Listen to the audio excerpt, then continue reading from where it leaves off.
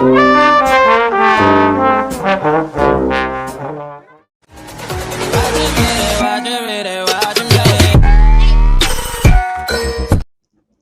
آج سے تقریباً 30 سال پہلے کا واقعہ ہے جو میرے ساتھ پیش آیا تھا۔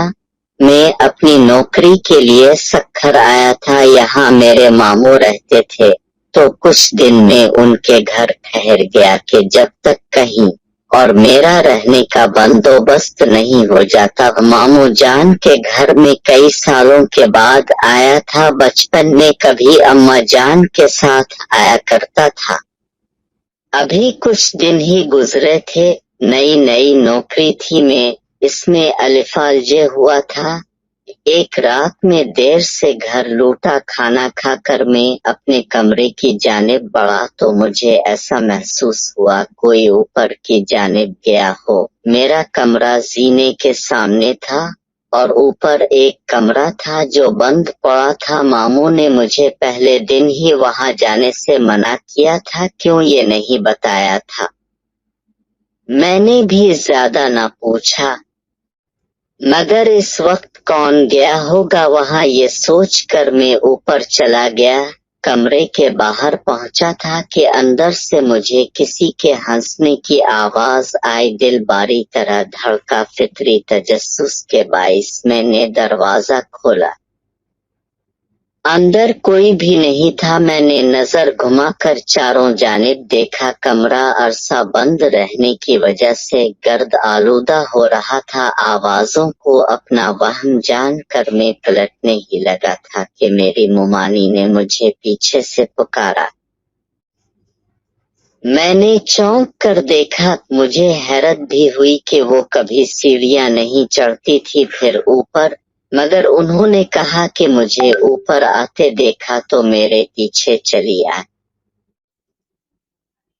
مجھ سے پوچھا تو میں نے بتایا کہ مجھے لگا کوئی یہاں آیا ہے، دیکھنے چلا آیا۔ خیر میں ان کے ساتھ نیچے آنے لگا۔ ابھی 2-3 سیڑھیاں ہی اتاری ہوں گے کہ مجھے محسوس ہوا کہ کوئی میرے پیچھے پھر ہنسا ہو، مگر وہاں تو ممانی تھی۔ میں نے ڈرتے ڈرتے اپنی گردن گھمائی اور میرے ہوش الفاڑ گئے۔ میرے پیچھے ممانی کے بجائے ایک جھلسے ہوئے چہرے والی لڑکی کھڑی تھی جس کی آنکھیں سرخ تھیں۔ خوف سے میں سیڑھیوں سے نیچے گر پڑا۔ وہ آہستہ آہستہ میرے پاس آ رہی تھی، میری آواز حلق میں ہی رہ گئی تھی۔ بامشکل میں چیخا تو میری آواز پر ممانی اور ماموں اپنے کمرے سے بھاگے آئے۔ میری حالت بہت غیر ہو چکی تھی، میں نیم بے ہوشی میں تھا، مگر مجھے وہ لڑکی اپنے سامنے محسوس ہو رہی تھی۔ ماموں شاید سمجھ چکے تھے مجھے کیا ہوا ہے، انہوں نے مجھ پر دم کیا اور اپنے کمرے میں لے گئے۔